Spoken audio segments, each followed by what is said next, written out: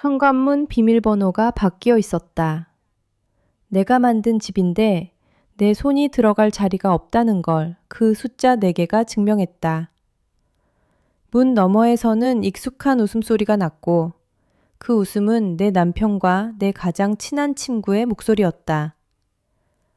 나는 그 자리에서 무너질 줄 알았는데 이상하게도 눈물이 아니라 손끝이 먼저 차가워졌다. 그날 밤 나는 사랑이 아니라 증거로 그 둘을 끝내기로 했다. 비가 잔뜩 내리던 금요일이었다. 회사에서 중요한 발표를 마치고도 마음이 가라앉지 않았다. 민주는 오늘은 내가 저녁 준비할게. 고생했어. 라고 메시지를 보냈다. 그 한 줄이 나를 버티게 했다. 나는 젖은 코트로 움켜쥐고 엘리베이터 거울 속 내 얼굴을 봤다. 피곤했지만 그래도 집에 가면 따뜻한 밥이 있을 거라고 믿었다. 그 믿음이 현관 앞에서 깨졌다. 비밀번호가 틀렸다는 기계음이 너무 또렷했다. 1번, 2번. 내가 몇 년 동안 손에 익힌 숫자였는데 이제는 틀린 숫자가 되어버렸다. 순간 머릿속이 하얘졌다. 누군가 도둑이 들었나? 아니면 민준이 보안을 강화했나? 하지만 민준은 어떤 이유로든 나에게 말하지 않고 비밀번호를 바꾸는 사람이 아니었다. 나는 초인종을 누르려다 멈췄다. 안에서 누군가 움직이는 소리가 났다. 발소리, 물소리, 그리고 웃음. 그 웃음이 문제였다. 민준의 낮은 웃음과 서연의 가벼운 웃음이 뒤엉켜 있었다. 서연. 은희 내 가장 친한 친구. 고등학교 때부터 내 옆에 있던 사람. 내가 결혼할 때도 신부 대기실에서 너 행복해라 라며 내 손을 꼭 잡아주던 사람. 내가 멍하니 서 있는 사이 문이 안쪽에서 열렸다. 잠금 장치가 풀리며 나는 처음으로 내가 이 집의 바깥에 서 있다는 걸 실감했다. 문틈으로 서연이 먼저 보였다. 젖은 머리, 내 집 슬리퍼, 그리고 내 남편의 셔츠를 걸친 모습. 서연의 눈이 크게 흔들렸다. 유나야. 그 한마디가 내 가슴을 찢었다. 서연이 내 이름을 이렇게 낯설게 부른 적이 있었나? 민준이 뒤에서 나타났다. 수건으로 머리를 닦고 있었다.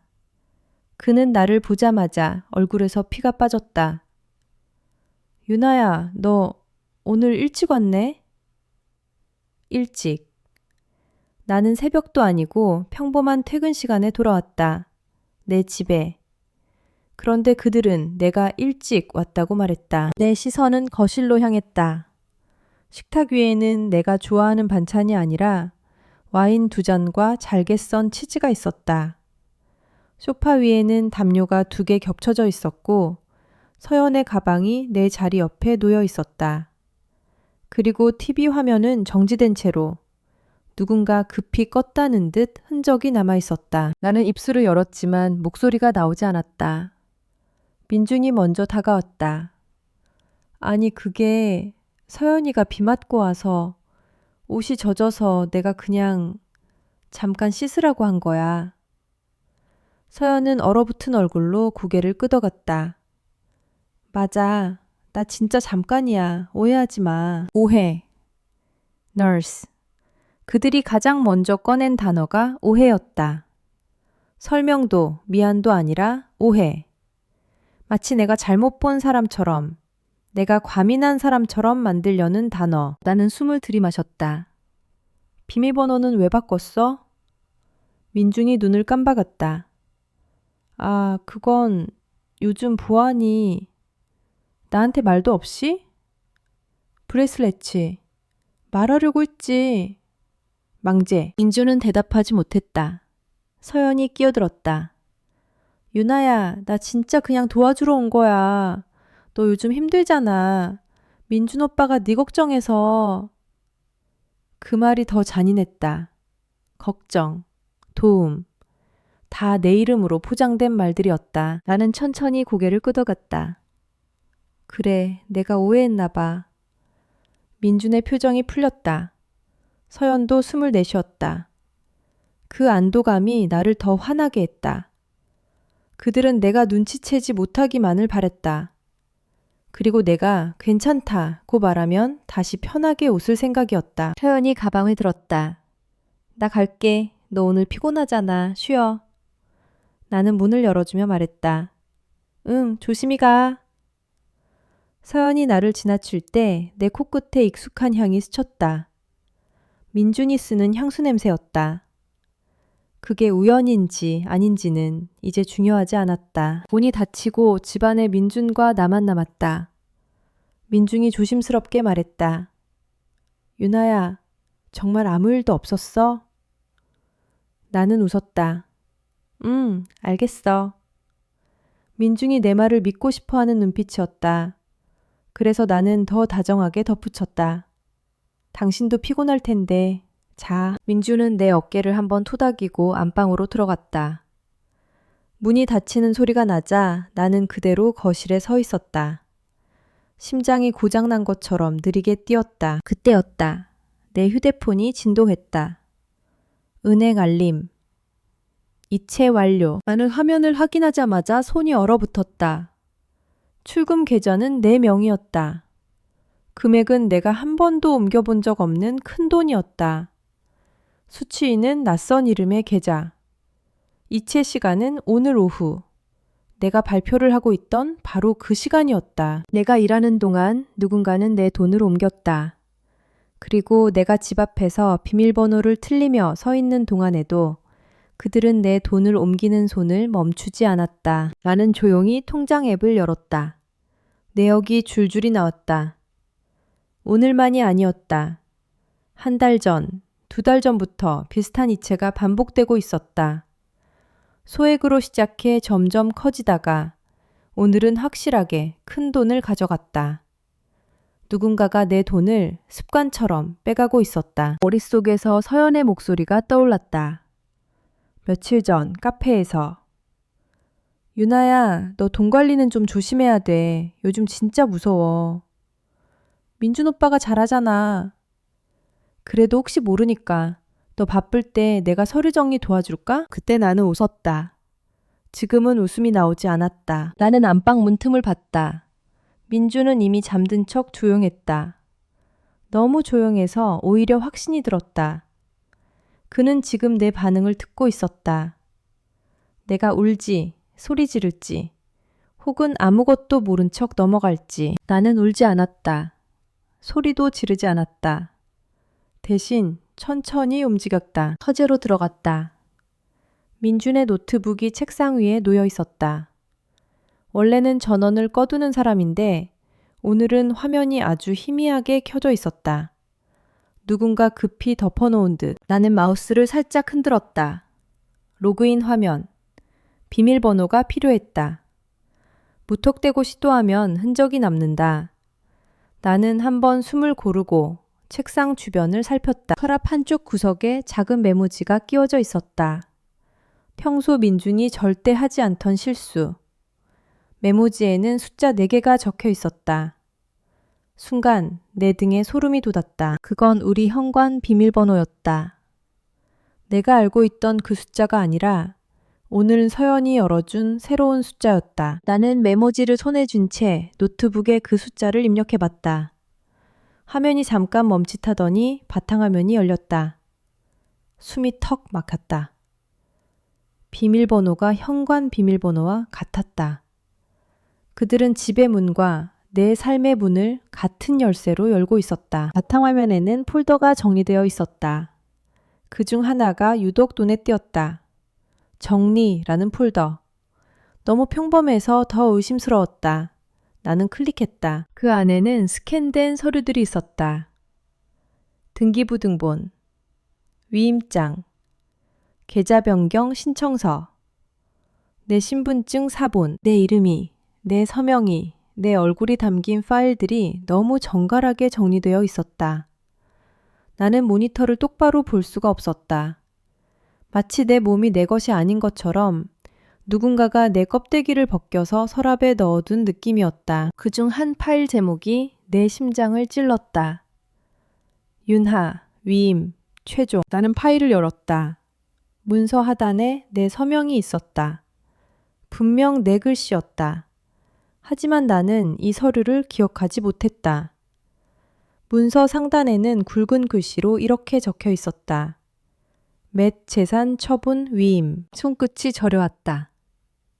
그 순간 내 머릿속에 한 장면이 떠올랐다. 블랙메일 며칠 전 밤, 민준이 다정하게 웃으며 종이를 내밀던 장면. 여보, 이거 보험 관련인데 사인만 해줘. 당신 요즘 피곤하잖아. 내가 알아서 처리할게. 나는 피곤했고 믿었고 그래서 사인했다. 그 종이가 지금 내 앞에 있었다. 보험이 아니라 내 인생을 넘기는 종이로. 나는 비명 대신 아주 조용히 휴대폰 카메라를 켰다. 화면을 하나씩 찍었다. 문서 전체, 날짜, 문서 번호, 서명 부분, 그리고 파일 목록을 스크롤하며 전부 영상으로 남겼다. 손이 떨렸지만 멈추지 않았다. 지금 멈추면 내가 다시 예전의 유나로 돌아갈 것 같았다. 그때 노트북 우측 하단에서 메신저 알림이 떠올랐다. 서연. 나는 심장이 꺼질 것 같은데도 손이 움직였다. 클릭했다. 대화창이 열렸다. 서연. 오늘 유나 집에 오면 연기 잘해. 민준. 알겠어. 비번 바꿔놨으니까 당황할 거야. 서연. 당황하면 더 믿어. 원래 그런 애잖아. 민준. 내일 오전에 서류만 끝내면 깔끔해. 서연. 그럼 우리 진짜 끝이야. 이제 우리 돈으로 시작하는 거야. 우리 돈. 내 돈이 아니었다. 그들의 돈이라고 적혀 있었다. 내가 평생 모아온 것들이 그들의 새 출발 자금이었다. 나는 입술을 깨물었다. 피맛이 났다. 하지만 이상하게도 머리는 더 맑아졌다. 지금 내가 뛰쳐나가면 그들은 증거를 지울 것이다. 나를 미친 사람으로 만들 것이다. 지금 내가 울면 그들은 내가 약한 걸 확인하고 더 깊게 파고들 것이다. 그러니까 나는 지금 조용해야 한다. 나는 노트북에서 모든 파일을 외장 저장소로 옮겼다. 흔적을 남기지 않기 위해 파일 이름을 바꾸지 않고 그대로 복사했다. 그리고 대화 내용도 전부 캡처해 저장했다. 마치 내가 다른 사람의 사건을 처리하는 것처럼 냉정하게. 거실 시계를 보니 새벽 1시가 넘었다. 민주는 안방에서 움직임이 없었다. 하지만 나는 알았다. 그는 잠든 게 아니라 기다리고 있다. 내가 언제 무너지는지. 나는 노트북을 조용히 덮고 메모지를 원래 있던 자리로 돌려놓았다. 외장 저장소는 내 가방 안쪽 깊숙이 넣었다. 그리고 거실로 나와 민준의 휴대폰을 봤다. 화면이 잠깐 켜져 있었다. 알림이 떠 있었다. 서연. 내일 오전 엽시 구청 앞에서 만나. 유나 통장도 오늘 마무리됐지? 나는 그 알림을 읽고도 아무 반응을 하지 않았다. 대신 휴대폰 카메라를 켜서 알림 화면을 찍었다. 그때 안방 문이 살짝 열렸다. 민준의 목소리가 낮게 들렸다. 유나야, 앉아? 나는 몸을 돌려 웃었다. 물 좀 마시려고. 민준이 나를 바라봤다. 그의 눈은 웃지 않았다. 감시하는 눈이었다. 내일 우리 뭐 할 일 있지 않았어? 아, 없어. 왜? 민준을 잠깐 머뭇하다가 웃었다. 그냥 당신 요즘 피곤해 보이니까 내일은 쉬자. 내일 오전 시시에 구청 앞에서 서류를 끝내면서 내 인생을 쉬게 만들 생각이면서. 나는 고개를 끄덕였다. 그래, 쉬자. 민준이 다시 방으로 들어갔다. 문이 닫혔다. 나는 거실에 혼자 서서 내 손을 바라봤다. 손이 떨리고 있었다. 하지만 그 떨림은 두려움이 아니라 결심이 몸을 밀어내는 떨림이었다. 나는 가방에서 외장 저장소를 꺼내 다시 확인했다. 파일들이 그대로 있었다. 증거가 내 손 안에 있었다. 그 순간 이상하게도 내가 처음으로 숨을 제대로 쉬는 것 같았다. 이제부터 나는 피해자가 아니라 기록자가 된다. 나는 휴대폰을 열고 은행 상담 채팅을 띄웠다. 그리고 아주 짧게 검색창에 입력했다. 공동인증서 도용신고, 재산처분 위임 무효, 안덜치, 상간증거 수집 방법. 손끝이 멈추지 않았다. 한 번도 해본 적 없는 단어들이 내 화면에 줄줄이 나타났다. 내가 몰랐던 세계가 이제 내 생존의 세계가 되었다. 창밖에 비는 여전히 내렸다. 하지만 나는 알았다. 내일 오전 10시가 오기 전에 내가 먼저 움직이면 된다. 그리고 나는 조용히 내 휴대폰 메모장에 한 줄을 적었다. 내일 그들이 끝내려는 순간에 내가 시작한다. 새벽 공기가 아직 차가운데도 나는 창문을 열었다. 숨이 들어오자마자 목구멍이 시큰해졌다. 눈물이 올라오려는 걸 억지로 눌렀다. 울면 내가 오늘 해야 할 일을 못한다. 나는 울지 않기 위해서가 아니라 이기기 위해서 숨을 쉬었다. 노트북에서 복사해둔 파일을 다시 열어 확인했다. 서류들, 위임장, 등기 관련 문서, 그리고 서연과 민준의 대화 캡처. 화면 속 글자 하나하나가 내 속을 칼로 긁는 것 같았지만 이상하게도 그 고통이 나를 깨우고 있었다. 사람을 믿던 시절의 나는 감정으로 움직였고 지금의 나는 기록으로 움직였다. 나는 먼저 공동인증서를 폐기했다. 은행 앱에 들어가 인증서 관리 메뉴를 열고 연결된 기기 목록을 확인했다. 내 기억에 없는 기기가 있었다. 민준의 노트북이겠지. 손이 떨렸지만 버튼을 눌렀다.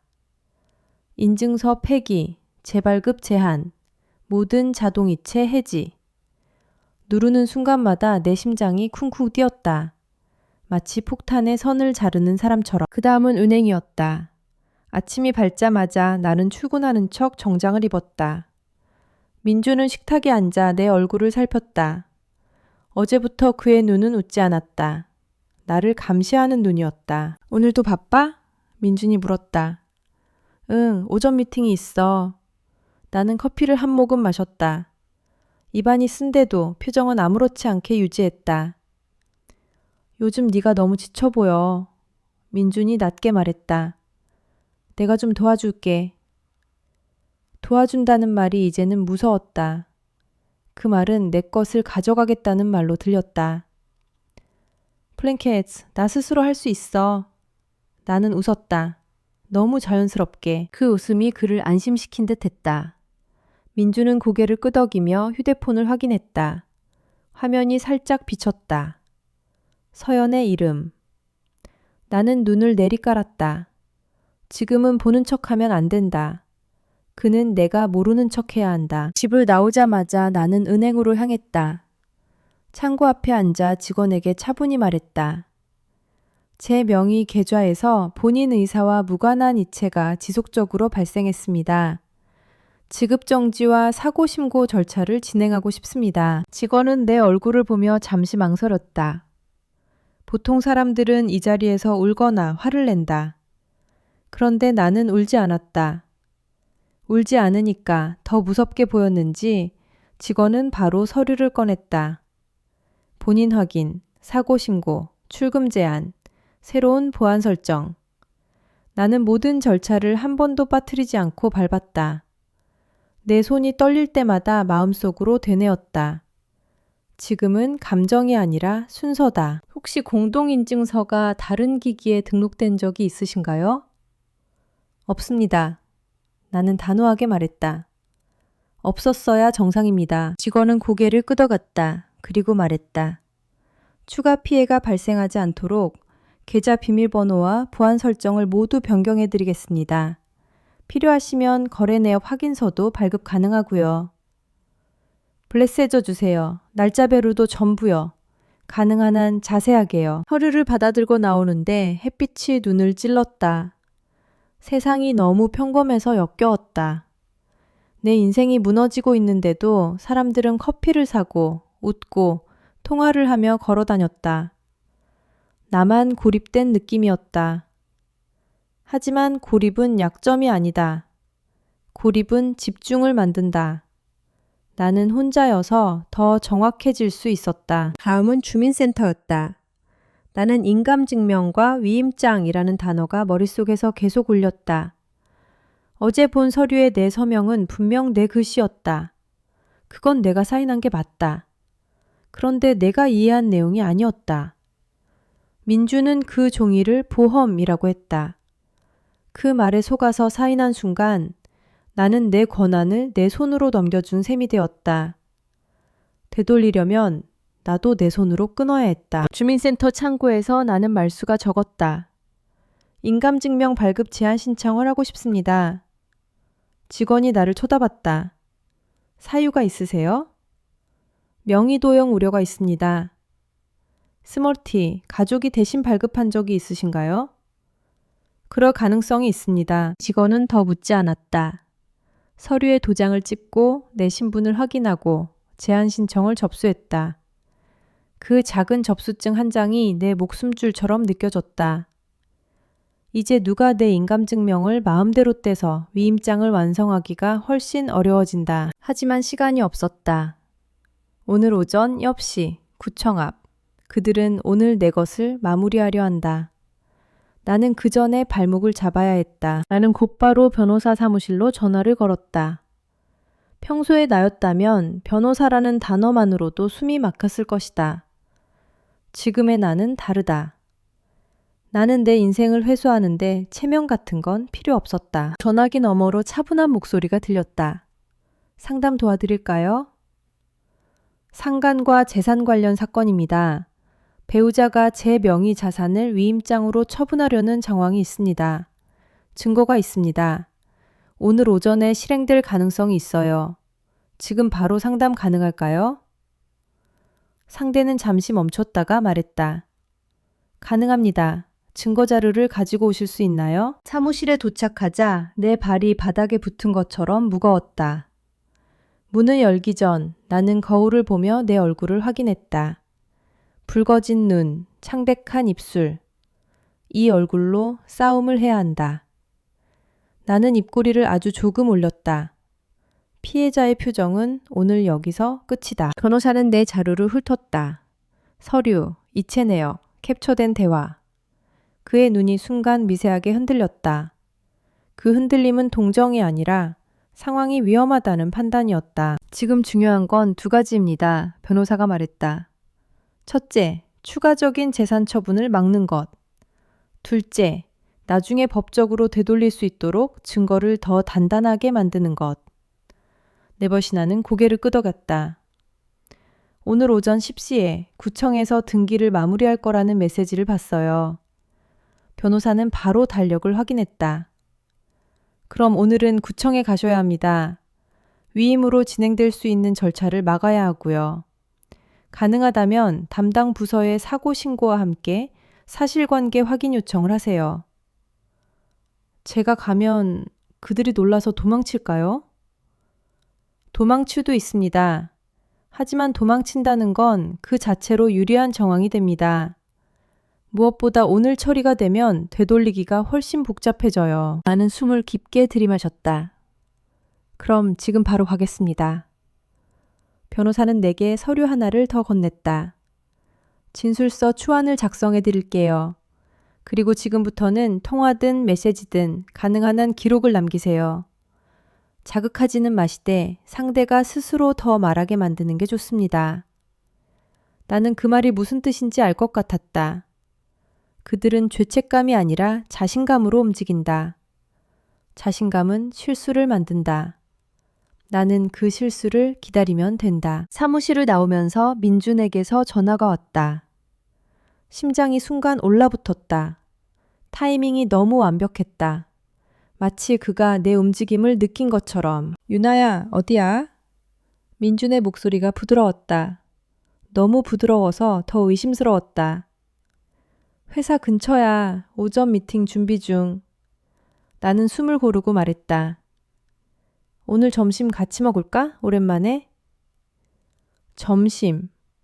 10시 전에 내 동선을 묶으려는 걸까? 아니면 단순히 확인하려는 걸까? 오늘은 어려워. 오후에 마감이 있어. 멜준 민준이 잠깐 멈췄다. 그래, 요즘 너 너무 바빠서 걱정돼.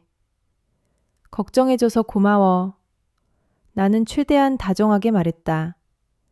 오늘 저녁엔 일찍 들어갈게. 민주는 그제야 안도한 듯 웃었다. 그래, 사랑해. 그 말이 내 귀를 더럽혔다. 사랑해라는 말이 이렇게 비열할 수 있구나. 나는 짧게 답했다. 나도. 전화를 끊고 나니 손이 덜덜 떨렸다. 나는 내 손을 꽉 쥐었다. 떨리는 손이 문제가 아니다. 떨리는 마음이 문제다. 마음이 흔들리면 다시 속는다. 나는 다시 순서를 떠올렸다. 구청, 담당 부서, 사고 신고, 처리 중단 요청, 그리고 추가 증거 확보. 구청으로 가는 택시 안에서 나는 서연에게 메시지를 보냈다. 짧고 아무 의미 없는 듯한 말. 그들이 방심하게 만들 말. 서연아, 오늘 점심쯤 시간돼? 너한테 상담할 게 있어. 서연은 답이 빨랐다. 너무 빨라서 소름이 돋았다. 응, 당연하지. 무슨 일인데? 나런 나는 화면을 보며 미소를 지었다. 그래, 너는 아직 내가 아무것도 모른다고 생각하고 있어. 그냥 민준이랑 요즘 돈 얘기하다가 좀 불안해서 너는 결혼 준비할 때 어떻게 했는지 궁금해서. 잠시 뒤 서연이 답했다. 아이고 유나야, 너는 걱정이 많다. 오빠가 잘하잖아. 그래도 네가 불안하면 내가 같이 봐줄게. 같이 봐줄게. 그 말이 다시 나를 웃게 했다. 그녀는 내가 불안해하는 걸 좋아한다. 불안한 사람은 의존한다. 의존하는 사람은 빼앗기기 쉽다. 나는 더 이상 그 역할을 하지 않을 것이다. 구청 앞에 도착하니 시계가 9시 32분이었다. 예상보다 이르다. 좋다. 나는 일부러 건물 앞에서 잠시 숨을 고르고 휴대폰 녹음 기능을 켰다. 누군가 내게 직접 말하는 순간을 놓치지 않기 위해서였다. 그리고 가방 안쪽에는 외장 저장소와 출력한 서류, 은행 거래 내역 확인서, 주민센터 접수증이 차곡차곡 있었다. 무기처럼. 건물 안 나는 부동산 관련 창구로 향했다. 상담이 필요합니다. 내 목소리가 생각보다 또렷했다. 제 명의 부동산과 관련해서 위임장으로 처분 절차가 진행될 가능성이 있습니다. 본인 의사와 무관한 서류가 제출될 수 있어서 즉시 확인과 처리 중단 요청을 하고 싶습니다. 직원은 처음엔 무표정했다. 하지만 내가 거래 내역과 위임장 캡처요를 보여주자 눈빛이 달라졌다. 그는 상급자에게 잠깐 다녀오더니 말했다. 본인 확인 후 안내해 드릴 수 있어요. 어떤 부동산이신가요? 나는 주소를 말했다. 내가 결혼 전에 산 오피스텔. 내 이름으로 되어 있는 자산. 민준과 서연이 시작 자금으로 삼은 그것. 직원은 시스템을 확인하더니 고개를 갸웃했다. 오늘 접수 예정으로 보이는 기록이 있습니다. APK 심장이 내려앉았다. 예정. 아직 완료는 아니다. 아직 막을 수 있다. 접수자 이름이 확인되나요? 직원은 잠시 머뭇했다. 개인정보라서 상세한 건... 그럼 제가 여기서 기다리겠습니다. 제 명의로 접수되는 순간 본인 의사가 아니라는 걸 즉시 밝히고 싶습니다. 그리고 지금 이 상황을 공식적으로 기록해 주세요. 제가 민원 접수하겠습니다. 나는 민원 접수서를 작성했다. 날짜, 시간, 사실관계, 우려사항. 글을 쓰는데 손이 조금 떨렸다. 그 떨림은 내가 아직 사람이라는 증거였다. 하지만 글씨는 흐트러지지 않았다. 나는 반드시 읽을 수 있게 누가 봐도 뚜렷하게 썼다. 배우자 및 제3자 위임을 빙자하여 재산 처분을 시도할 가능성이 있으며 본인은 동의한 적이 없음. 단어 하나를 고를 때마다 내 속이 찢어졌다. 민원 접수를 마치고 자리에 앉았을 때 악업치 54분이었다. 이제 얼마 남지 않았다. 나는 로비를 바라보며 사람들의 얼굴을 하나씩 훑었다. 혹시 그들이 이미 와 있는지. 내 심장은 드럼처럼 뛰었다. 귀에는 내 심장 소리만 들렸다. 답시 58분. 엘리베이터 쪽에서 익숙한 향이 스쳤다. 민준의 향수. 그리고 그 뒤에 따라오는 서연의 웃음소리. 나는 고개를 들었다. 민준이 서류 봉투를 들고 있었다. 너무 당당하게. 그리고 서연은 그의 팔꿈치에 손을 얹은 채 마치 오래된 연인처럼 자연스럽게 걸어왔다. 그 장면이 내 눈앞에서 슬로우처럼 늘어졌다. 내 삶이 무너진 순간이 이렇게 선명할 수 있구나. 그들은 아직 나를 보지 못했다. 민주는 창구 번호를 확인하며 서연에게 낮게 말했다. 오늘로 끝이야. 조금만 더. 서연이 웃으며 말했다. 유나는 절대 몰라. 그런 애가 아니잖아. 그 말이 내 귀를 찔렀다. 그런 애, 믿는 애, 참는 애, 모르는 애. 그들이 만든 내 이름. 나는 자리에서 일어나려다 멈췄다. 지금 끼어나가서 소리치고 싶은 욕구가 목까지 올라왔지만 변호사의 말이 떠올랐다. 자극하지 말고 기록하라. 상대가 스스로 말하게 만들어라. 나는 휴대폰을 켜고 카메라를 열었다. 멀리서라도 두 사람의 모습을 찍었다. 두 사람의 거리, 표정, 서류 봉투, 그리고 함께 있다는 사실. 사진 한 장은 말보다 오래 남는다. 그때였다. 내 옆자리 의자에 누군가가 조용히 앉았다. 낯선 남자였다. 검은 코트, 손에는 구겨진 서류 가방. 그는 내 얼굴을 보지 않은 척하면서 아주 작은 목소리로 말했다. 유나 씨죠? 나는 순간 숨이 멎었다. 나는 내 이름을 여기서 말한 적이 없다. 남자는 내 손이 들고 있는 민원 접수서를 힐끗 보더니 아주 조용히 덧붙였다. 서연이 남편입니다. 아니, 정확히 말하면 서류상 남편이었던 사람입니다. 내 머릿속이 하얘졌다. 서연에게 남편이 있다는 얘기를 나는 들은 적이 없었다. 아니, 들었어도 대수롭지 않게 넘겼을 것이다. 서연은 늘 자신의 이야기를 적당히 숨겼다. 그리고 나는 늘 그걸 친구의 프라이버시라고 생각했다. 남자는 가방에서 봉투 하나를 꺼내 내 앞에 살짝 밀어놓았다. 지금 저 둘이 들고 있는 서류, 단순히 당신 것만 아닙니다. 제 것도 같이 정리하고 있어요. 그래서 늦기 전에 알려드려야 했습니다. 나는 봉투를 열지 못했다. 손이 굳어버렸다. 눈앞에 민준과 서연이 창구로 다가가는 게 보였다. 직원이 번호를 불렀다. 민준이 발걸음을 내딛는 순간 시간이 끊어지는 느낌이 들었다. 남자가 낮게 말했다. 지금 막으셔야 합니다. 그리고 혼자서는 힘들 겁니다. 저도 같이 하겠습니다. 나는 그제야 내 숨을 찾았다. 숨을 들이마시고 천천히 일어섰다. 내 다리는 떨렸지만 무너지지 않았다. 나는 민준의 등 뒤를 향해 걸어갔다. 그들의 끝이 시작되는 자리로. 민준이 창고 앞에 서류를 내밀려는 순간 나는 그 사이로 내 손을 넣었다. 그리고 직원에게 또렷하게 말했다. 후기, 서류, 제 명의입니다. 저는 동의한 적 없습니다. 지금 접수 중단 요청합니다. 민준의 얼굴이 서서히 굳었다. 서연의 눈이 공포로 커졌다. 그들의 표정이 동시에 바뀌는 순간 나는 처음으로 알았다. 오늘 내가 무너지는 날이 아니라 그들이 무너지는 첫날이라는 걸. 민준의 얼굴이 서서히 굳었다. 서연의 눈이 공포로 커졌다. 그들의 표정이 동시에 바뀌는 순간 나는 처음으로 알았다. 오늘 내가 무너지는 날이 아니라 그들이 무너지는 첫날이라는 걸. 민준은 억지로 웃음을 만들었다. 유나야, 무슨 소리야. 이건 당신이 전에 사인한 서류로 진행하는 거야. 당신도 알고 있잖아. 그 말투는 어젯밤 내 귓속에 꽂힌 문장과 똑같았다. 네가 사인했잖아. 네가 허락했잖아.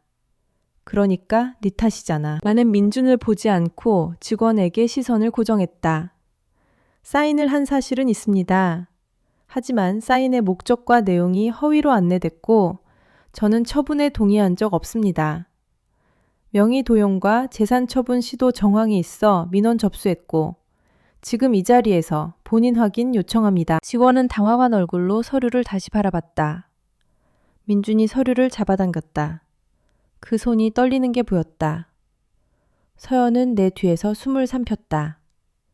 그 순간 옆자리에서 조용히 일어선 남자가 앞으로 한 걸음 나왔다. 서연의 남편이라고 자신을 소개했던 그 남자였다. 그는 직원에게 낮고 단단한 목소리로 말했다. 저도 참고인으로 진술할 수 있습니다. 저 여자, 서연 씨는 제 명의로도 비슷한 위임을 진행하려 했습니다. 제가 확보한 대화 기록과 입금 내역이 있습니다. 서연이 그제야 남자를 알아보고 얼굴이 새하얘졌다. 당신이 왜 여기 있어? M자는 서연을 보지 않았다. 시선은 끝까지 서류와 직원에게 고정돼 있었다. 왜냐하면 이제는 내가 도망치지 않으려고. 민준이 내게 가까이 다가오며 이를 악물었다. 유나야, 이러지 말자. 사람들 많은데. 나는 민준의 그 말을 듣고 웃음이 나왔다. 사람들. 그가 가장 싫어하는 건 진실이 사람들 앞에 드러나는 거였다. 그는 늘 깔끔한 얼굴로 살았고 깔끔한 거짓말로 사람들을 눌러왔다. 사람들 앞이라서 더 좋아. 나는 조용히 말했다. 이제는 내가 숨을 이유가 없으니까. 직원은 상급자에게 연락하겠다고 했다. 민주는 초조해졌다. 서연은 휴대폰을 만지작거리며 누군가에게 메시지를 보내려 했다. 나는 그 손을 봤다. 그 손이 증거를 지우려는 손이라는 걸 알고 있었다. 나는 가방에서 출력해온 서류를 꺼냈다. 은행 거래 내역 확인서, 주민센터 제한 신청 접수증, 그리고 노트북에서 확보한 파일 목록 캡처. 나는 그걸 직원에게 하나씩 펼쳐 보였다. 이체가 반복됐고 오늘 오전에 등기 마무리한다는 대화가 있습니다. 이건 사전에 계획된 겁니다. 민준이 갑자기 목소리를 높였다. 유나야, 너 지금 미쳤어? 그 대화가 진짜라는 증거가 어딨어? 나는 민준을 처음으로 똑바로 봤다. 그럼 당신 노트북 열어볼까? 내 서명이 들어간 파일들이 정리된 폴더. 당신이 어제 급히 덮어둔 화면. 내가 다 찍어놨어. 민준의 눈이 흔들렸다. 단 한 번. 그 한 번이면 충분했다. 서연이 낮게 속삭였다. 유나야, 우리 친구잖아. 너 이렇게까지 할 필요는... 그 말이 나를 화나게 했다기보다 더 차갑게 만들었다. 친구.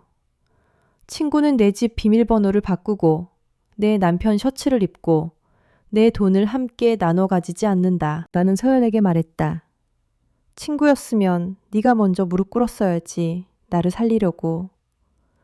서연의 입술이 떨렸다. 나도 어쩔 수 없었어. 어쩔 수 없었다는 말은 했다는 말이야. 상급자가 내려왔고 직원들이 주변을 정리했다. 민주는 불리해지는 걸 느낀 듯 갑자기 태도를 바꿨다.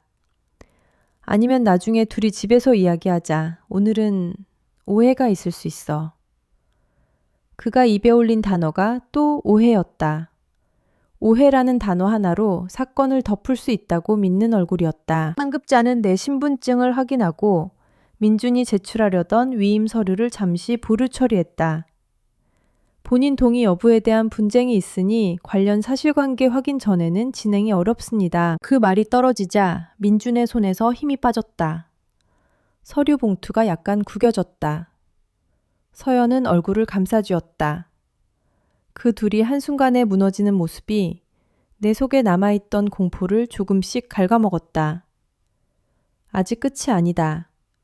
하지만 그들이 무섭지 않다는 걸 나는 처음으로 느꼈다. 구청을 나오자 민준이 내 팔을 잡았다. 소나기가 세게 들어왔다. 유나야, 너 지금 어디까지 하려고 그래? 나는 팔을 빼며 말했다. 내 것 되찾을 때까지. 너 이렇게 하면 나도 가만 안 있어. 가만 안 있어도 돼. 나는 민준을 바라보며 천천히 말했다. 당신이 움직일수록 당신 죄가 더 선명해지니까. 민준의 얼굴이 일그러졌다. 그는 잠시 주변을 살피더니 목소리를 낮췄다. 내가 일부만 돌려줄게. 그러니까 이쯤에서. 그 순간 나는 깨달았다. 이 남자는 끝까지 나를 사람으로 보지 않는다. 협상의 대상이 아니라 관리해야 할 리스크로만 본다. 돌려준다는 말도 미안해서가 아니라 자신을 살리기 위한 계산이었다. 나한테 제안하지 마. 내가 말했다. 법원에 해. 민준의 눈빛이 살기로 바뀌었다. 너 진짜. 서연이 다급하게 끼어들었다. 유나야, 우리 잘못했어. 근데 이렇게까지 하면 너도 상처만 커져. 나는 서연을 천천히 보며 말했다. 상처는 이미 커졌어. 이제 남은 건 흉터를 만들지 상처를 계속 새로 낼지야. 난 오늘부터 흉터를 선택해. 그때 서연의 남편이 내 옆으로 와서 조용히 말했다. 유나 씨, 지금 집으로 바로 가면 위험할 수 있어요. 저 둘은 증거를 지울 겁니다. 그리고 당신이 가진 자료를 뺏으려고 할 수도 있어요. 나는 고개를 끄덕였다. 나도 그게 두려웠다. 지금 집으로 돌아가면 거긴 더 이상 내 집이 아니라 그들의 전쟁터가 될 것이다. 우리는 가까운 카페로 들어갔다. 나는 창가가 아니라 가장 안쪽 자리를 골랐다. 등 뒤가 보이는 자리. 내 손에 있는 건 이제 단순한 파일이 아니라 내 생존이었다. 남자는 내게 자기 이름을 말했다. 태연. 서연과 결혼했지만 서연이 어느 순간부터 돈 문제로 그를 조종했고 서연이 민준과 얽히면서부터는 그를 서류상 껍데기로만 남겨두려 했다고 했다. 태연은 웃지도 울지도 않았다. 다만 말끝마다 지친 사람처럼 숨을 고르게 내쉬었다. 저는 한번 무너졌어요. 태연이 말했다. 그래서 알아요. 저 둘은 죄책감이 아니라 성공감으로 움직여요. 지금 막히면 더 독해질 겁니다. 나는 그의 말을 들으며 손끝이 다시 차가워졌다. 독해진다. 맞다. 민주는 지금이 첫 패배다. 그럼 그는 다음에 더 잔인해진다. 그래서 오늘 해야 할 일이 더 있어요. 내가 말했다. 증거를 더 단단하게 만들고 그들이 움직일 공간을 없애야 해요. 태연이 고개를 끄덕였다. 경찰 신고도 준비하세요. 그리고 상간 증거, 금융범죄 정황, 위임장 작성 경위. 하나로 묶지 말고 각각 따로 묶어야 흔들리지 않습니다. 나는 변호사가 말했던 단어를 떠올렸다. 기록, 순서, 분리. 나는 휴대폰 메모장에 해야 할 일을 썼다. 은행 사고 접수 결과 문서 수령, 추가 계좌 지급 정지 요청, 민준 노트북 데이터 확보, 서연과 민준 통화 녹취, 집안에 남아있을 서류 원본 확보, 그리고 가장 중요한 것 하나. 그들이 스스로 인정하게 만들기. 그날 오후 나는 집으로 돌아가지 않았다.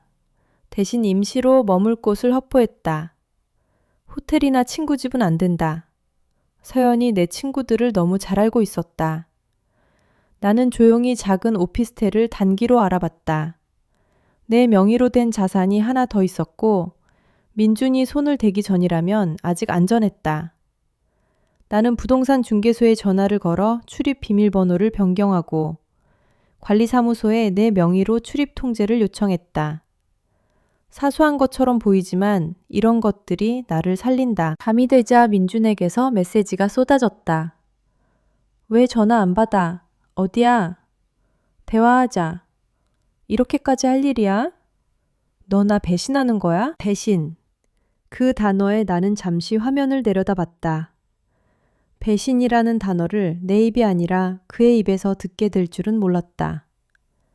배신은 그들이 먼저 했는데 그는 끝까지 피해자처럼 말한다. 나는 답장을 바로 하지 않았다. 답장도 전략이다. 너무 빨리 하면 내가 흔들리는 걸 보여준다. 너무 늦게 하면 그가 다른 수를 쓴다. 나는 가장 적당한 타이밍을 기다렸다가 짧게 보냈다. 오늘은 피곤해. 내일 변호사 통해서 이야기하자. 민주는 곧장 전화했다. 나는 받지 않았다. 대신 음성사서함으로 넘어가게 했다. 그리고 음성사서함에 남겨진 그의 목소리를 저장했다. 그는 처음에는 다정했지만 시간이 갈수록 거칠어졌다. 민느냐, 제발. 너 이러면 나도 못 참아. 너 진짜 끝까지 가면 나도 네 인생 가만 안 둬. 그 협박은 내게는 두려움이 아니라 증거였다. 나는 그 파일을 태연에게 보냈고 변호사에게도 전달했다. 다음날 아침 나는 민준이 집에 없는 시간을 노렸다. 그가 출근할 때까지 기다리기엔 위험하지만 정면으로 부딪혀도 손에 넣어야 할 게 있었다. 원본 서류, 노트북, USB, 내 서명이 찍힌 종이들. 그것들이 그 집 어딘가에 남아있다. 나는 태연과 함께 집 근처로 갔다. 태연은 멀찍이 서 지켜봐 주겠다고 했다. 내가 집에 들어가야 할 이유가 또렷했다. 그 집은 내 명의의 집이기도 하지만 무엇보다 내 증거가 갇혀 있는 곳이었다. 현관 앞에 섰을 때 다시 그 숫자 4개가 떠올랐다. 바뀐 비밀번호. 나는 이미 알고 있었다. 민준의 노트북 메모지에서 봤으니까. 손끝이 떨렸지만 입력했다. 문이 열렸다. 그 순간 내가 느낀 건 안도감이 아니라 모욕감이었다. 내 집 문을 여는 숫자가 더 이상 내 손에서 나오지 않는다는 사실이 내 자존심을 짓밟았다. 집 안은 조용했다.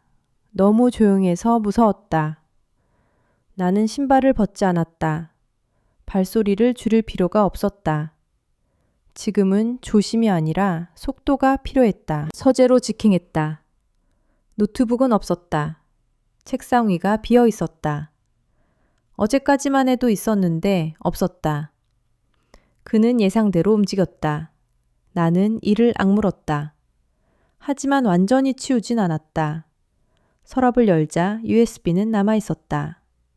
아마 급히 챙기다 놓친 거다. 나는 USB를 주머니 깊숙이 넣었다. 다음은 서류 봉투였다. 민준이 항상 숨기는 곳은 일정했다. 눈에 띄지 않는 데에 두는 게 아니라 너무 익숙한 곳에 두고 내가 안 볼 거라고 믿는 곳. 나는 옷장 아래 수납함을 열었다. 결혼 초에 정리했던 보험 서류들이 섞여 있었다. 그 사이에 내가 사인했던 종이들이 끼워져 있었다. 나는 그 종이들을 한 장 한 장 꺼내 사진을 찍었다. 원본도 챙겼다. 내 이름이 찍힌 위임장, 내 주민등록번호가 적힌 신청서, 그리고 어떤 종이에는 서연의 필체로 보이는 메모가 붙어 있었다. 다음 단계 진행. 내 속에서 무언가가 부서졌다. 친구가 아니라 공범이었다. 그것도 아주 능숙한 공범. 그때 거실 쪽에서 문 열리는 소리가 났다. 내 심장이 멈췄다. 민준이 돌아온 걸까? 아니면 서연이? 나는 숨을 죽이고 서재 문 뒤로 몸을 붙였다. 발소리가 가까워졌다. 그리고 낮은 목소리가 들렸다. 없네. 진짜 어디로 간 거야? 서연이었다. 브러싱이 서연이 내 집에 내가 없는 사이에 자연스럽게 들어온다. 비밀번호가 바뀐 이유가 다시 확인되는 순간이었다. 서연은 서재 앞에서 멈췄다. 나는 휴대폰 녹음을 켠 채 손에 쥐었다. 문고리가 돌아갔다. 문이 열리려는 순간 나는 결심했다. 도망치면 끝이 없다. 오늘 여기서 그녀를 흔들어야 한다. 문이 열렸다. 서연이 들어오자마자 나와 눈이 마주쳤다. 서연의 얼굴이 굳었다. 유나야, 너 왜 여기 있어? 나는 조용히 말했다. 내 집이니까. 서연이 입술을 떨며 웃어 보였다. 아, 그치. 근데 너 지금 무슨 짓이야? 증거 찾는 중이야. 나는 손에 들고 있던 종이를 들어보였다. 너희가 내 이름으로 뭘 했는지. 서연은 한 발 뒤로 물러섰다. 그거 오해야. 민준 오빠가. 나는 말발을 끊었다. 또 오해? 서연은 숨을 삼켰다. 유나야, 우리 정말 이렇게까지 갈 필요 없어. 너도 알잖아. 민준 오빠가 너 사랑하는 거. 나는 서연을 똑바로 바라봤다. 그 사랑이 내 돈을 훔치고 내 집문을 바꾸는 사랑이야? 서연은 눈을 피했다. 그 순간이 왔다. 죄책감이 아니라 계산이 흐르는 눈. 나는 낮은 목소리로 말했다. 서연아, 너 지금 내 앞에서 나가. 그리고 민준한테 말해. 원본이랑 노트북 다 내놓으라고. 서연이 이를 악물었다. 너 진짜 그렇게 하면 너도 편해질 것 같아? 나는 편해지려고 하는 게 아니야. 나는 천천히 말했다. 나는 살아남으려고 해. 서연은 갑자기 목소리를 높였다. 살아남아? 너는 원래 다 가졌잖아. 집도, 돈도, 남편도. 난 뭐가 있었는데. 그 말이 터져나오는 순간 나는 확신했다. 서연은 사랑 때문에 그런 게 아니었다. 결핍과 질투 때문에 내 삶을 빼앗는 걸 정당화하고 있었다. 그 길에서 내 걸 훔쳐도 된다고 생각했어? 서연이 눈을 번뜩였다. 너는 몰랐잖아. 너는 늘 잘 사는 척 했잖아. 힘든 척 하면서도 결국 네가 이겼잖아. 난 한 번도 이긴 적 없었어. 나는 비웃지 않았다. 동정하지도 않았다. 단지 결론을 내렸다. 이 사람은 내 눈물을 먹고 자라는 사람이다. 나는 휴대폰을 들어보였다. 지금 방금 말한 거 다 녹음됐어. 서연의 얼굴이 하얘졌다. 너 미쳤어? 너 그거 불법이야. 불법인지 아닌지는 변호사가 판단해. 나는 차갑게 말했다. 나는 오늘부터 너희가 무서워할 걸 모으는 사람이야. 서연은 몸을 돌려 나가려 했다. 그때 나는 마지막으로 한마디 던졌다. 서연아, 너 구청에서 나한테 했던 말 기억해? 오해하지 마. 지금은 네가 오해할 차례야. 네가 얼마나 안전한지. 서연이 멈칫했다. 그리고 내게 소리쳤다. 유나야, 너 그렇게 하면 아무도 너 안 좋아해. 그 말이 웃겼다. 좋아해. 나는 지금 좋아해를 구하는 게 아니라 정의를 구하고 있었다. 서연이 나가자마자 나는 문을 잠갔다. 그리고 태연에게 메시지를 보냈다. 지금 서연이 나갔다. 민준도 곧 올 수 있다. 바로 출발하자. 나는 챙긴 원본 서류와 USB를 가방에 넣고 집을 나왔다. 엘리베이터 안에서 내 얼굴은 흥분도 공포도 아닌 이상하게 고요한 얼굴이었다. 복수의 얼굴은 이런 건가? 울지도 웃지도 않고 단지 앞으로 가는 얼굴. 차에 타자 태연이 물었다. 괜찮아요? 나는 고개를 끄덕였다. 괜찮아. 이제부터가 시작이야. 그날 오후 변호사 사무실에서 USB를 열었을 때 우리는 숨을 삼켰다. 파일 안에는 이체 계획표, 계좌 목록, 부동산 처분 예상 금액, 그리고 가장 충격적인 문서가 있었다.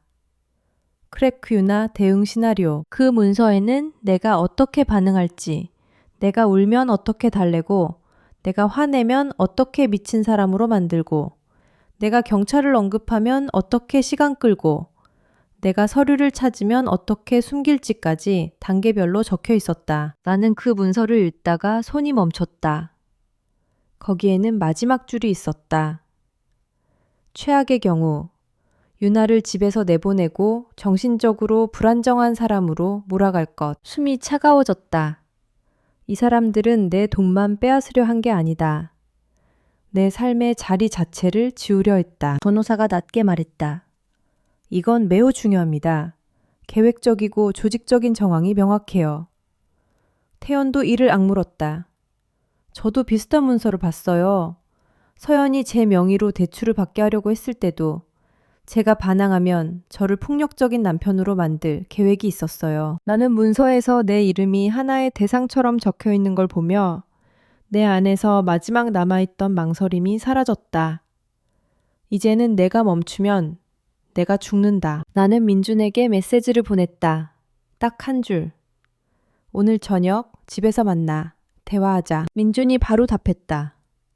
그래, 드디어 정신 차렸네. 그 문장이 나를 웃게 했다. 그는 여전히 내가 돌아온다고 믿는다. 돌아온다는 건 굴복한다는 뜻이다. 그는 내가 굴복하길 바란다. 그래서 오늘 밤 그가 가장 방심할 때 나는 그가 숨긴 마지막 것을 끄집어낼 것이다. 오늘 밤 그들의 거짓말이 가장 자연스럽게 흘러나오는 자리, 그리고 내가 가장 차갑게 기록하는 자리. 나는 가방 속 서류를 다시 만졌다. 종이의 모서리가 손바닥을 살짝 찔렀다. 그 작은 통증이 내게 말해주는 것 같았다. 아직 살아있어. 아직 끝나지 않았어. 창밖으로 해가 기울었다. 그리고 나는 알았다. 오늘 밤이 지나면 민준과 서연은 더 이상 나를 속일 수 없다. 내가 그들의 판을 뒤집을 마지막 장을 이제 펼칠 차례였다. 집으로 돌아가는 길에 나는 일부러 손을 비웠다. 가방은 가벼워야 했다. 무거운 건 안에 넣는 게 아니라 밖으로 꺼내 보여줘야 하니까. 민준이인 집이 더 이상 내 집처럼 느껴지지 않는다는 사실이 서글펐지만 그 서글픔이 오늘 밤 나를 약하게 만들지는 못했다. 오늘 밤은 내가 흔들리는 밤이 아니라 그들이 무너지는 밤이 되어야 했다. 현관 앞에서 멈췄다. 바뀐 비밀번호. 내 집 문을 남의 숫자로 여는 게 분해서 한순간 망설였지만 나는 숫자를 눌렀다. 문이 열리자 익숙한 향수 냄새가 먼저 달려왔다. 민주는 이미 거실에 앉아 있었다. 평소처럼 아무 일도 없었던 것처럼 나를 기다리는 얼굴이었다. 왔어? 민준이 부드럽게 말했다. 그래, 이렇게 만나서 이야기하는 게 맞지. 그의 목소리는 다정했지만 눈은 계산적이었다. 내가 어디까지 알고 있는지, 내가 어디까지 갈 건지, 그걸 재려는 눈. 나는 코트를 벗어 의자에 걸고 천천히 앉았다. 응, 이야기하자.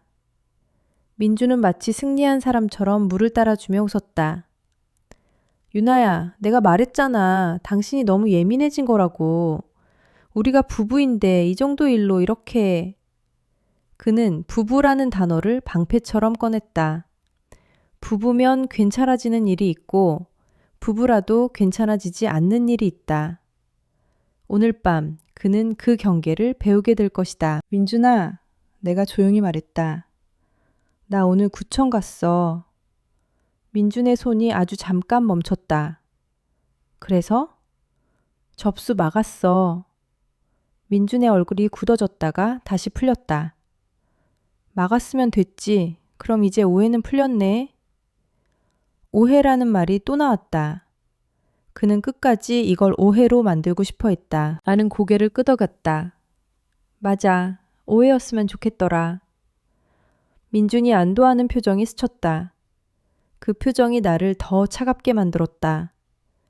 그는 내가 흔들리는 걸 보고 싶어 했다. 흔들리면 다시 잡을 수 있으니까. 근데 민준아, 내가 물컵을 내려놓으며 말했다. 왜 내 통장 돈을 네가 옮겨? 민주는 바로 답하지 않았다. 대신 한숨을 내쉬며 나를 달래는 표정을 지었다. 유나야, 당신 그 얘기 또 하려고? 그건 투자라고 했잖아. 투자면 왜 내 동의가 없어? 당신이 동의한 거나 마찬가지지, 부부인데. 부부면 내 이름도 네 거야?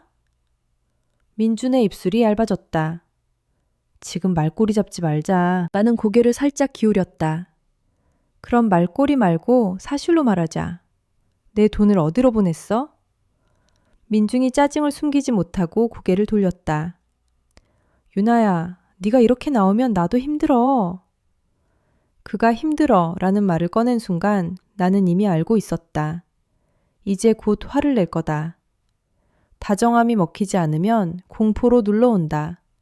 그게 민준의 순서였다. 나는 목소리를 더 낮췄다. 그 계좌, 이름이 낯설더라. 민준이 내 눈을 똑바로 봤다. 뭘 알고 있는 거야? 드디어 나왔다. 더 이상 연기를 못하겠다는 얼굴. 나는 기다렸다는 듯 천천히 말했다. 민준아, 너 나를 바보로 만들려면 최소한 너도 바보인 척은 해야 돼. 민준의 눈빛이 순간 날카로워졌다. 유나야, 너 지금 나 협박해? 마이스킬 협박은 너가 있지. 나는 휴대폰을 꺼내 화면을 켰다. 내 인생 가만 안 둔다고. 민준의 얼굴이 하얘졌다. 그는 내 손에 든 휴대폰을 보며 숨을 삼켰다. 그건 내가 화가 나서 내가 무너질 거라고 생각했지? 민주는 자리에서 일어나 거실을 한 바퀴 돌았다. 마치 숨을 고르는 척, 시간을 끄는 척. 그리고 다시 내 앞에 섰다. 유나야, 솔직히 말할게. 내가 잘못했다. 근데 당신도 알잖아. 우리 요즘 서로 마음이 멀어졌잖아. 그는 이제 사랑 이야기를 꺼낼 거다. 외도를 감정으로 정당화하려는 단계. 마음이 멀어졌으니까 돈을 훔쳐도 돼? 내 말에 민준의 얼굴이 일그러졌다. 훔친 거 아니야. 우리가 같이 만든 돈이잖아. 내 이름으로 된 돈이야. 부부면 그게 무슨 의미야? 그가 마지막까지 붙잡는 게 그거였다. 부부라는 말로 내 권리를 지우는 것. 나는 가방에서 서류를 꺼냈다. 아주 천천히 한 장씩. 그럼 이것도 부부라서 가능한 거야? 민준의 눈이 서류를 훑는 순간 표정이 바뀌었다. 숨이 막힌 사람처럼 목이 움직였다. 그걸 어디서? 너희가 너무 깔끔하게 정리해놔서. 나는 서류 중간에 끼워진 한 메모를 그의 앞에 놓았다. 윤하, 사인받음. 다음 단계 진행. 민주는 손을 뻗었다가 멈췄다. 잡으면 끝이라는 걸 아는 사람처럼. 나는 마지막으로 USB를 테이블 위에 올려놨다. 그리고 이것도. 민준의 얼굴에서 피가 빠졌다. 그걸 건드리면 안 되지. 왜? 그 안에 네 계획이 다 들어있으니까? 민준은 이를 악물었다. 유나야, 우리 서로를 망치지 말자. 서로라는 단어를 쓴 순간 나는 마음속으로 웃었다. 서로를 망친 건 이미 그들이었다. 나는 망치는 게 아니라 되돌리는 것이다. 민준아, 나는 눈을 맞추고 말했다. 나 너랑 싸우러 온 거 아니야. 민준의 눈이 잠깐 반짝였다. 그럼? 너한테 기회를 주러 왔어. 그 말에 민준은 완전히 방심했다. 기회. 그는 내가 아직도 그에게 기회를 줄 만큼 약하다고 믿고 싶어 했다. 지금 여기서 사실대로 말해. 내가 말했다. 서연이랑 너 언제부터였고 내 돈을 얼마나 옮겼고 무엇을 하려 했는지. 민준은 잠시 침묵했다가 입꼬리를 올렸다. 유나야, 너 지금 나 녹음하고 있지? 나는 미소도 아니고 분노도 아닌 얼굴로 답했다.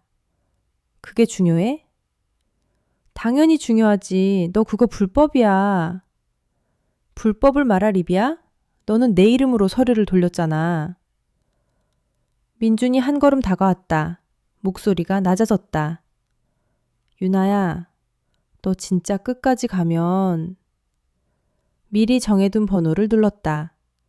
통화가 연결되며 스피커에서 익숙한 목소리가 흘러나왔다. 변호사였다. 그리고 그 옆에는 태연이 있었다. 그들은 이미 대기하고 있었다. 오늘 밤 나는 혼자가 아니었다. 민준의 표정이 무너졌다.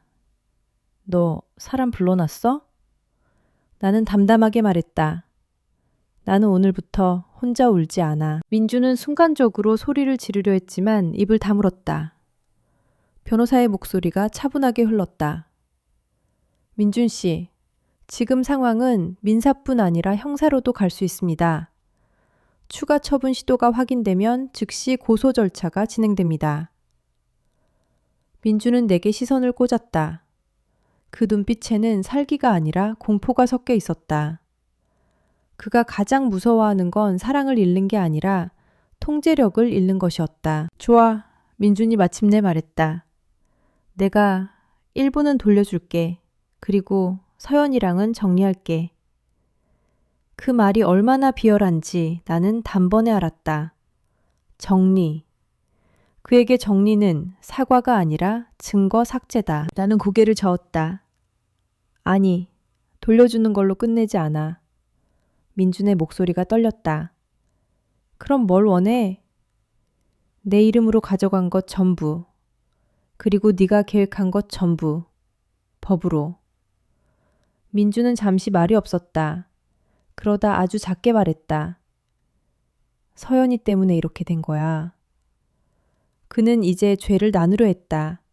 자신만 살고 싶은 사람의 마지막 기술. 나는 조용히 답했다. 둘 다 같은 죄야. 너도 서연도. 민준의 어깨가 축 처졌다. 그는 그제야 깨달은 듯했다. 오늘 밤 나를 설득할 수 없다는 걸. 그날 이후는 속도가 달랐다.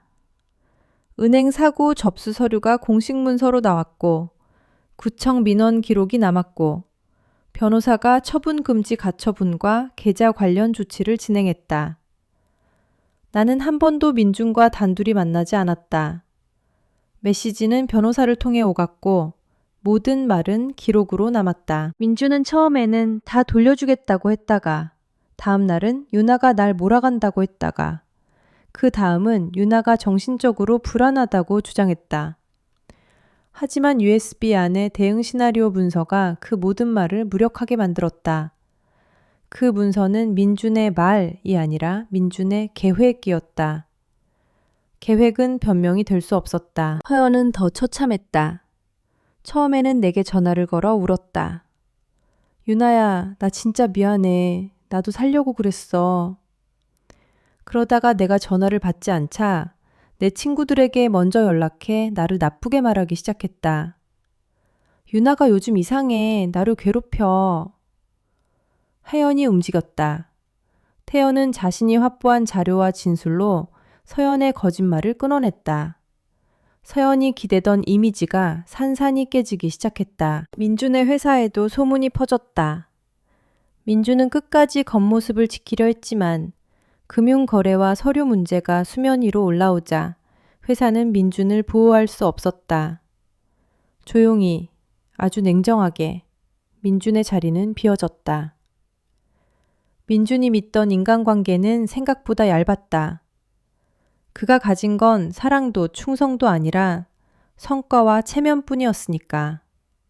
체면이 무너지자 남은 건 아무것도 없었다. 서연은 더 빨리 무너졌다. 그동안 서연이 내 뒤에서 누리던 관계들이, 내 앞에서 웃던 사람들이 하나둘씩 등을 돌렸다. 서연은 늘 말했다. 사람은 결국 사람이야. 맞았다. 사람은 결국 사람이라서 자신을 위험하게 만드는 사람에게서 멀어진다. 서연은 위험한 사람이 되었다. 그리고 마지막 날이 왔다. 법원 조정실. 박남 진주는 새 양복을 입고 왔다. 마지막까지 깔끔한 얼굴을 하고 싶었던 거다. 서연도 화장을 진하게 하고 왔다. 울고 싶지 않은 얼굴이었다. 나는 그 둘을 바라보며 생각했다. 저 사람들은 끝까지 보이는 것에 목숨을 거는구나. 판사가 서류를 정리하며 말했다. 해당 사건은 배우자 외도 문제를 넘어 재산 처분 관련 분쟁과 금융거래 문제가 얽혀 있습니다. 민준이 입을 열었다.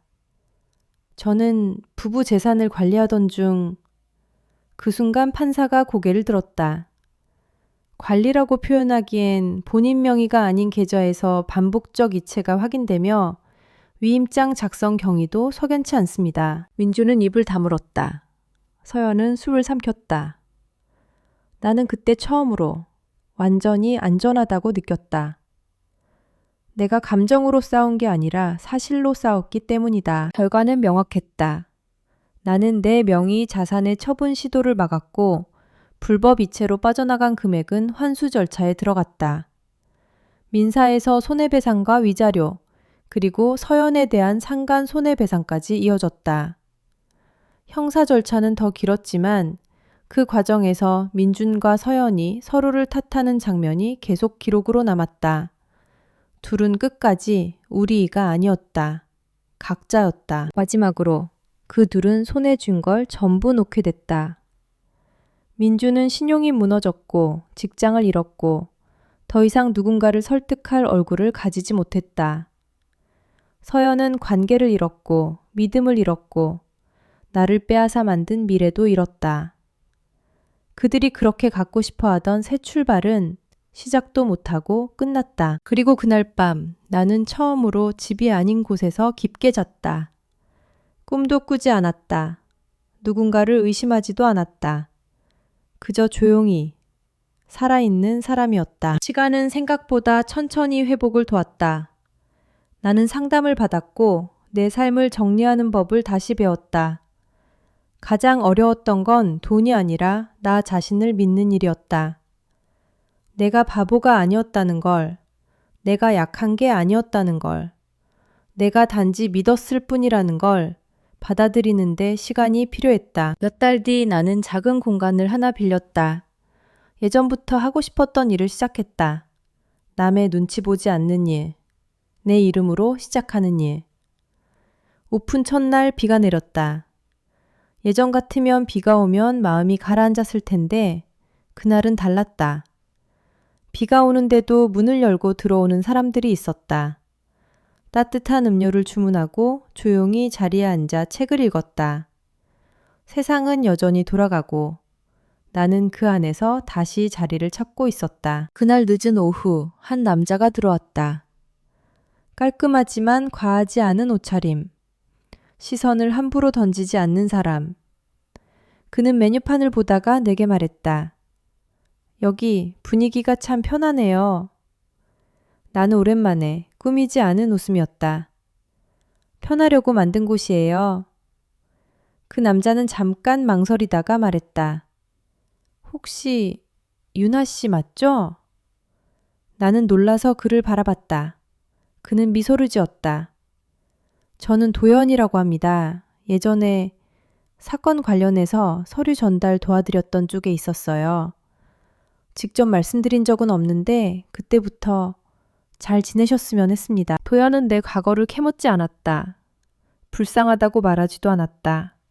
다만 내 현재를 존중했다. 지금의 유나 씨가 만든 공간을 보니까 정말 잘 버텼다는 생각이 들어요. 그 말은 위로가 아니라 인정이었다. 나는 그 인정이 너무 오랜만이라 목이 잠시 막혔다. 우리는 천천히 가까워졌다. 급하지 않게, 억지로 증명하지 않게. 어떤 날은 그냥 같은 테이블에 앉아 서로의 하루를 말했고, 어떤 날은 아무 말 없이 창밖을 봤다. 사랑이란 게 원래 이렇게 조용한 거구나. 나는 그제야 알았다. 소리 지르지 않아도, 흔들지 않아도, 빼앗지 않아도 남아있는 것. 그리고 어느 날 나는 내 휴대폰에서 민준과 서연의 이름을 지웠다. 증오해서가 아니라 필요 없어서였다. 그들은 내 삶을 망치려 했지만 끝내 내 삶의 마지막 장을 쓰지 못했다. 내가 마지막 장을 썼다. 내 이름으로, 내 숨으로, 내 선택으로. 비밀번호가 바뀐 날 나는 집 밖에서 울지 않았다. 그리고 지금 나는 어떤 문 앞에서도 떨지 않는다. 내가 여는 문은 더 이상 누군가의 숫자가 아니라 내 의지로 열리는 문이니까.